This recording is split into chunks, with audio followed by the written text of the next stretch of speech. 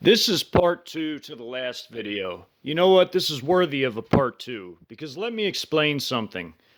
Something that a lot of people that still drink the Kool-Aid that we're somehow better still than China or Russia, what they're not understanding is that we are using 30 to 40-year-old technology, and you can only upgrade it so much, and it still be effective. As far as our nuclear arsenal is concerned, we are vastly, vastly far behind Russia and China.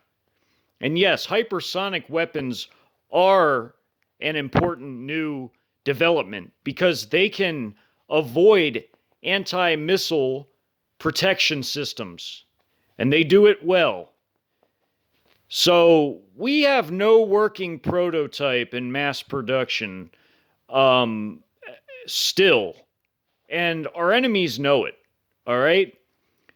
While they, on the other hand, have multiple working models, not prototypes, but models in full production of hypersonic weapons. Some even tested in combat, but they're all tested and proven to work. So, that being said, let's talk about our nuclear deterrent, which most of it is primarily the Minuteman III. And that is a very old system, and they're not even all guaranteed to work properly. The warheads are extremely old. You know, we have some new ones, but they're not all fully replaced yet. The subs we have, okay, those have intermediate range missiles. The Russians have full-on ICBMs that can be launched from subs. We will not get off our shots quick enough, and they've run simulations back in the Soviet era. And thank you to Ken, my friend over at Fear No Man, who posted that Hal Turner thing. That is true. It would literally take them minutes to launch the silo-based and even the sub-based stuff that we have. And that is provided the submarines are even within range of Russia, or even, let's say, China. It would take them minutes. The subs would have to run a gauntlet of being detected by some of the most advanced systems put out to sea. And I'm talking about ships, both surface, I'm talking about aircraft that patrol for submarines, I'm talking about other subs, attack subs that are made to intercept the boomers. And also satellites. Yes, there are satellites that can detect things deep in the seas. So, they would have to run the gauntlet of all of that to get into range of China and Russia without being detected. And that's if they can get into range without being detected. So, yeah, if we have 4,000 warheads that are out at sea, it may not be a credible threat, because most of it, maybe even all of it, could be tracked, intercepted, and neutralized. And I would place money on that happening. Also, the silo stuff. What we learned with what they did with the Kinzhal missile over in that war in Europe that's going on is it crashed through 30 meters of granite.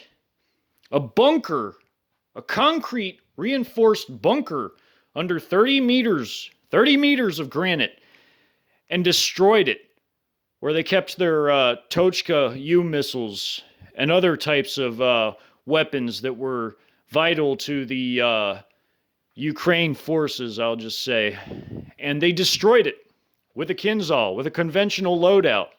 Imagine now, for a moment, that you have the Minuteman III silos. Now, hypersonic weapons may be tipped with tactical nukes crashing, or even full-on strategic nukes crashing into those silos that are not as strong as a concrete reinforced bunker that's under 30 meters of granite. It's just the concrete and some slab door that opens up on top. It's a concrete slab that opens to allow the ICBM to fire. So those things can be utterly annihilated by the speed and ferocity of a hypersonic weapon flying in and hitting them. And even before the advent of hypersonics, we still wouldn't be able to get shots off in time, according to actual simulations that were done, I believe, in the late 70s. So, and that was the Soviet era, before these weapons. So yeah, our enemies are a lot more advanced than we are. Their electronic warfare is a lot more advanced than ours. They shut off our most advanced Aegis-class destroyers. The one I know of for sure is the USS Donald Cook that was shut off not once, but twice in the Black Sea. If they were able to do that back in 2014 and again in 2021, what do they have now, years later? What do they have now?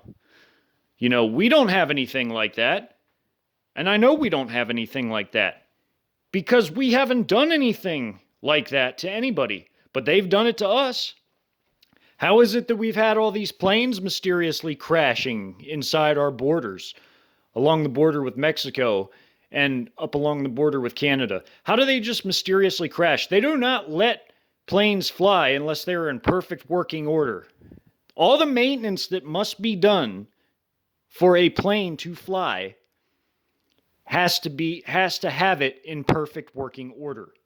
So that tells me that there's localized EMP weapons that are downing these aircraft. There is no logical, rational explanation for such a thing to even occur.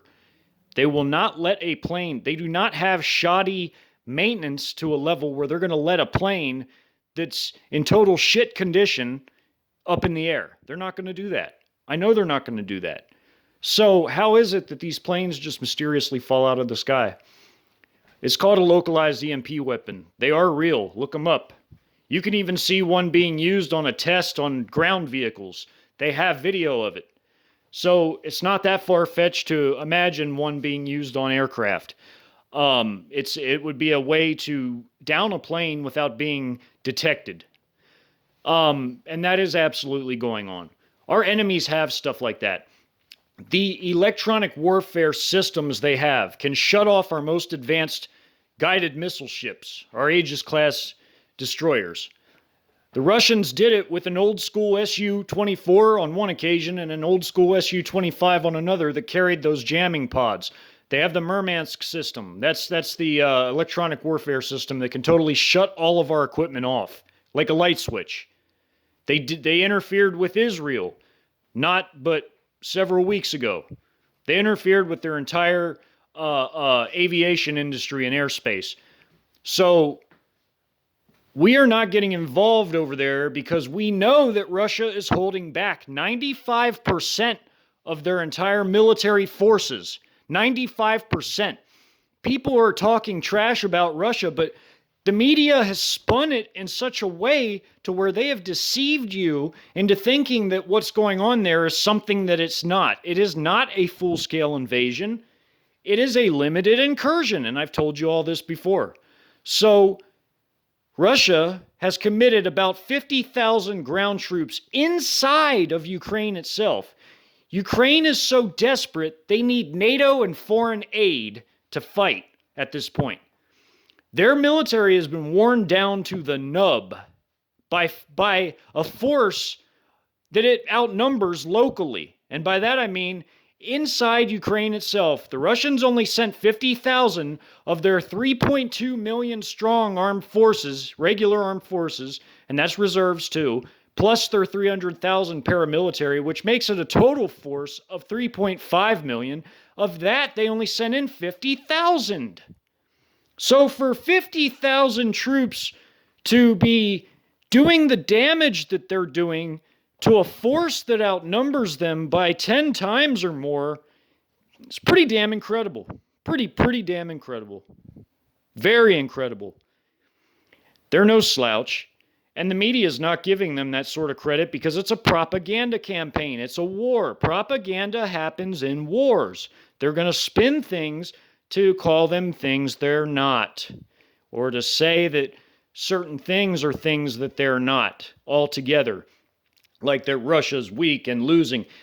if they were losing so much, they would be in the negative because that's how few troops they sent in. And they're utterly wrecking Ukraine. Ukraine is losing, and they're going to lose. So I just wanted to put things in proper perspective.